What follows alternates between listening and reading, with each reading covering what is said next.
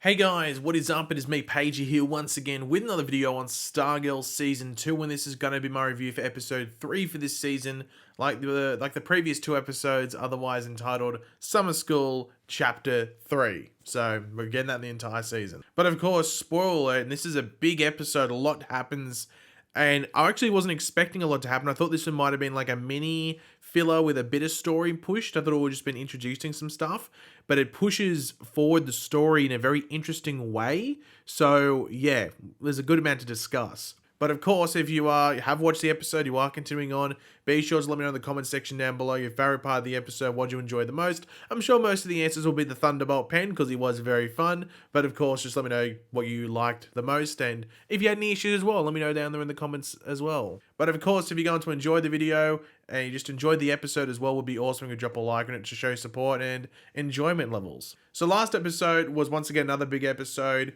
We had the introduction of Jenny Lynn Hayden, aka Green Lantern's daughter, who is going to be like this new Green Lantern on the show. Unfortunately, she does leave at the end of last episode, but she'll be back. When? That's another question. We'll have to wait and see. The Shade properly gets introduced, or Richard Swift, and Pat knows he's the Shade, but Richard Swift is not too knowledgeable at that time at the very least.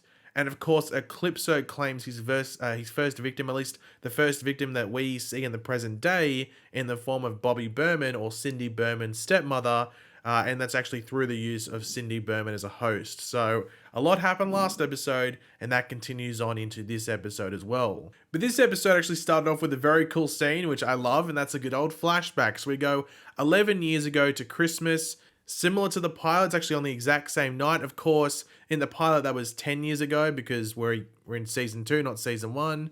But yeah, we're seeing Pat Dugan just working on the Star Rocket Racer. This is obviously before the moment in which we see him in the pilot episode, and he goes to attempt to help the JSA fight the ISA. But he's actually left behind by the JSA when they go after the ISA.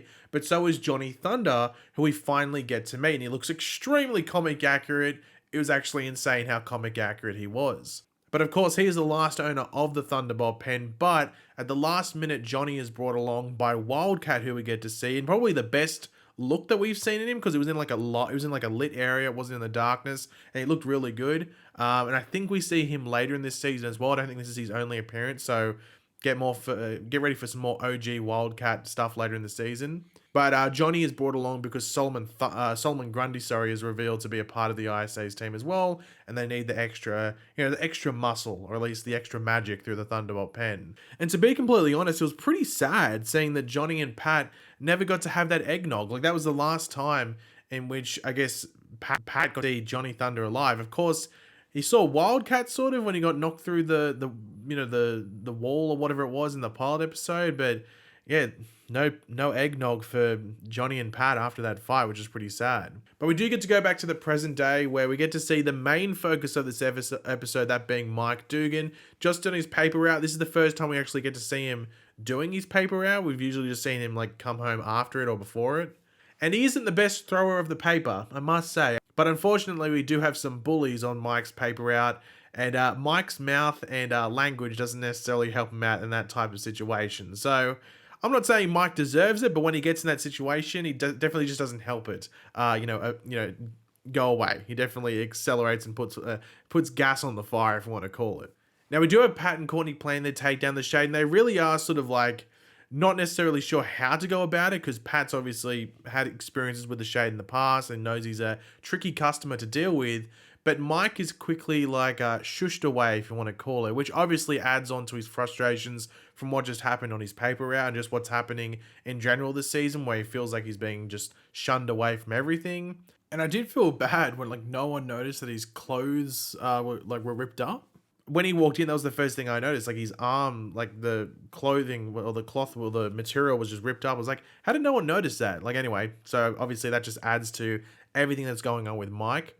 But he is writing down some stuff from his boss, and the pen runs out of ink, so he rushes to grab another one quickly from Courtney's room as it's the closest one. And of course, there's a lot of pens in that jar, but he of course grabs the pink pen, luckily enough. Now, it doesn't activate straight away, which sort of surprised me, but it sort of activates the genie, and it's waiting for Mike to call upon the genie so he can sort of form that proper connection. So Mike is constantly pushed throughout his paper, like his second journey of his paper out, to say "so cool," which are the magic words for the Thunderbolt pen, which is the same from the comic. So you'll see later in the episode. Obviously, if you're watching it, you're prepared for spoilers. So Jakeem Thunder or Jakeem Williams will say "so cool" as well. It won't change. So cool is the magic word.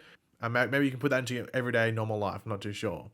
But the Thunderbolt genie is voiced by Jim Gaffigan. I thought it fit really, really well. And of course, with the wishes with the Thunderbolt, you have to be quite specific, and you can't wish for the same thing twice, can't wish for someone to die or for someone to come back to life. So there are some limits, though it is still a very overpowered device to have, though the important thing, be goddamn specific.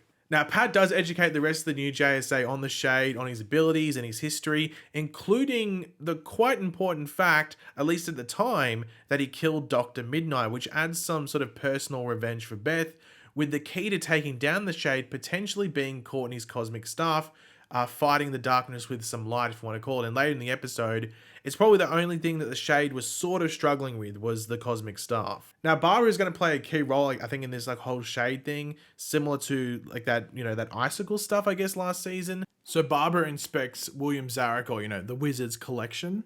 But she isn't the only one in there. Richard Swift, or the Shade, is in there as well. Pretty unsettling scene and just a bit creepy. But of course, the Shade is trying to find what he's in Blue Valley for, what he wants, which we can see, and as we suspected, was Eclipso's diamond. And unfortunately, he finds it, but it's an empty box. It's the empty box that once held the diamond, so now the Shade has to start again and go, well, where the hell did the diamond go? Because if it's not there, someone has it, and that's not good. If someone's got their fingers on it, someone's in control, then Eclipso is afoot. Now, Yolanda is experiencing headaches just following on from, the fallout from last season and what we saw in the earlier episodes. But also, Courtney and Yolanda openly talk about the Shade, and that does attract the attention of Isaac Bowen. He's like, oh, the Shade, and looks back and is sort of curious. But that's all that's really hinted at there. I'm sure we'll see more of that. Obviously, Cindy has her eyes on Isaac Bowen amongst other people, so we'll see where that goes later in the season. But on a side note, we also see that Courtney is pretty damn smart, and if Stargirl wasn't taking over so much of her time in life, she would be, I don't know if she'd be nailing school, but she'd definitely be doing good and wouldn't have to be in summer school. So maybe that's a sign for Courtney to at least put some time aside for schoolwork in the future. Now, Mike does come across the bullies from earlier, and I was like, yes, let's see where this goes, because Mike's going to get some revenge. And they were stealing some Girl Scout cookies, so they weren't just being an ass to Mike again, they were stealing from a little girl. So yeah, they were pieces of work, weren't they? So Mike wants the Thunderbolt to make them stop, which he does through raining stop signs. But the wish won't end unless they literally stop. So as we've said, be specific. Mike has to get used to this a bit. You can't just say make them stop. You got to tell them. You got to tell that Thunderbolt genie. You got to tell that pen exactly what to do. Otherwise, you're going to be in some trouble. But of course, this is quickly followed by Yolanda and Courtney finding out that Mike has the Thunderbolt pen, which then leads to Pat learning, and he isn't overly happy. Not just at Mike, fair enough, Mike has it, but at Courtney, because Pat had no idea. It's very important to remember that it wasn't in the bag with all the other stuff that, Pat had confiscated at one point. It was hidden in her room in the jar. So Pat had no idea about it, and Pat had given a specific warning to Courtney in season 1 not to touch it. It's probably the most dangerous thing in there. Do not touch it. So yeah, you can understand why Pat wouldn't be overly happy. But the rest of the JSA, like Beth, Rick, Yolanda, they think the Thunderbolt, and this is with Courtney as well, but they think the Thunderbolt can be almost like a cheat code of sorts to taking down the Shade. Now, Pat does chat with the Thunderbolt genie, learning how Mike really feels at this moment in time, and why the Thunderbolt connected with him, which does catch Pat by surprise, and then later Barbara as well. But though Pat doesn't really want Mike to be involved with the JSA's plan, the rest of the team thinks Mike needs to be involved. As I said, they got this almost cheat code of sorts that will definitely help them, at least in the early stages. And this does convince Pat to at least let Mike help them find the Shade. And at that point, that's it. Now, I did find it funny that the entire JSA had to work together for ages in order to write down the most specific of wishes possible in order to find the Shade, in which they do find out that he is hiding out in the Wizard's old house, which makes sense. Of course, the wizard, his wife, and his son all died last season. I was wondering in the trailers and stuff and promo images, like, where is he hiding out? Because it had like stuff over the furniture. I was like, where could he be? Is it his old house? Where is it? But yeah, it's in the wizard's old house, which makes complete sense. So yeah, it's vacant. But yeah, Mike is left behind, which puts him back to that feeling of just being alone. But I'll tell you what, using a tanning bed is, I'd say it's a somewhat acceptable, prison transport of sorts for the Shade. It's actually quite creative. But as we can see, when the JSA goes to confront the Shade, he is waiting for them. He's expecting them. There's, complete with tea and biscuits. They're all lined up. The tea's ready. The biscuits are crumbly. They're nice and sweet. They're ready. They're ready for consumption. And watching him interact with this new JSA and compare them to the former was quite interesting. However, I did find it interesting how he didn't straight up deny it, but when Beth accused him of killing Dr. Midnight, it's like, you don't know what you're talking about. So I'm like, did he actually kill Dr. Midnight? Because in the fight, we know that he took Dr. Midnight, but is Dr. Midnight alive? Like, what happened there? Like, was there something that happened after that where he didn't kill Dr. Midnight? Was it someone else? I'm curious. But the thing that was very interesting was him almost like trash talking the ISA and trying to separate himself from what they were trying to do. However, he is very shady and suspicious in regards to what he's actually trying to do and why he's in Blue Valley and wouldn't reveal it to the team, which we know is related to getting the Diamond of Eclipso. But is that it? Is that why, he didn't want, maybe in the next episode or something after that, because he finds out what's going on with Eclipso, he might open up. But yeah, he's being a little bit shady at the same time. So I'm wondering if there's another angle where he's, going to aim at, but we'll have to wait and see. They don't really set it up too much in this episode. But Mike, because he was left alone, does write up a specific wish in order to use this on the Shade, which doesn't please the Shade at all and definitely shows the level of the Shade's powers, as he's able to incapacitate the entire JSA, including the Thunderbolt Genie, pretty well. As I said earlier, the only thing that was sort of maybe a bit of a struggle was the Cosmic Staff. It sort of was fighting against and seemed to be overcoming the Shade's powers. Maybe if it was the Shade just versus Stargirl, maybe it wouldn't be too much of a challenge. But at least in that group environment, it seemed like the Cosmic Staff was getting the better over the Shade's abilities. But yeah, we'll have to wait and see if there is a one-on-one battle or not. We'll have to wait and see.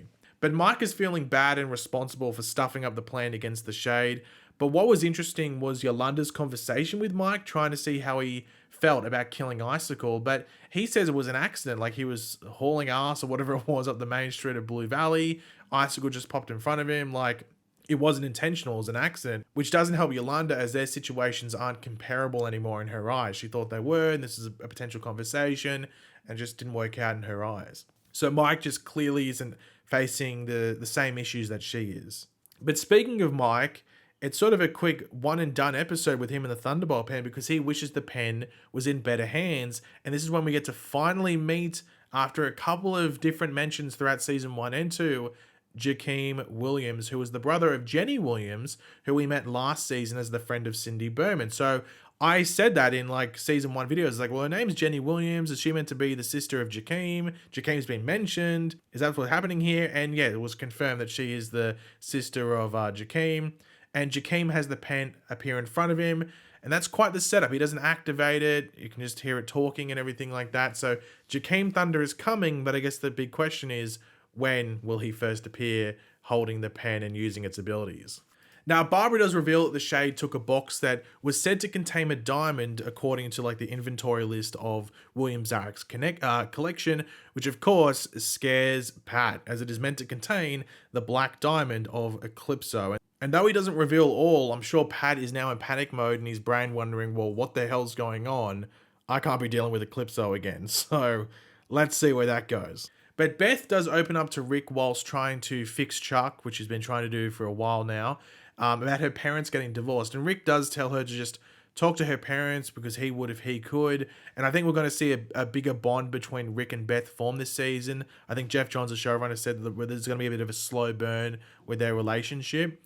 However, this is interrupted when Chuck comes back online, all of a sudden, out of the blue, warning Beth, Eclipso is here. Eclipso is here, and I'm sure Beth is going to relay that information over to Pat, and I think we're going to get the ball rolling next episode in regards to all of this Eclipso stuff.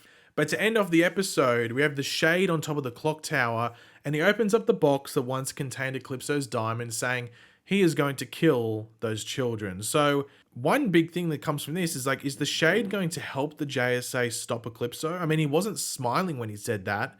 It was said in like an almost concerning manner of sorts. And I'm intrigued to see where his character goes this season, because you know, he's in a conversation with the JSA. He was just saying like, leave me alone. I'm not here to fight you. I'm not here to continue the ISA's plan. I'm here for my own personal stuff. Just leave me alone. Let me do what I need to do. So he's not here for it. It doesn't seem, at least, any overly villainous intention. So I could see him helping the JSA, or at least trying to take down Eclipso at the same time that the JSA are as well. And we could see a bit of a team up, or at least some sort of partnership form, even though if it's not a overly friendly partnership. But yeah, I think they might be setting that up, because the Shade isn't overly villainous in the comics. He sort of treads the line of good and evil. So I could see that happening throughout this season. But overall, I think this might have been my favorite episode. I really enjoyed the Thunderbolt pen. I enjoyed diving into all this stuff that's, you know, sort of being set up for later this season. I don't know. I think I enjoyed this episode the most. And we got to see the JSA, you know, properly in their suits and doing something. I know we saw it in episode 1, but you actually get to see it in this episode with a bit of action. So I'm sure people will appreciate that as well. So I think I enjoyed this episode the most. I think. I might have to watch it again to double down on that, but I'm pretty confident. But yeah, guys, thanks for watching. Hopefully you enjoyed the video, and hopefully you enjoyed the episode. If you enjoyed both, or even just one, why not drop a like on the video to show your support for the channel. Let me know in the comment section down below your favorite parts of the episode, any theories going forward, everything like that. And of course, if you are new to the channel, make sure to subscribe, and I will catch you guys later. Goodbye.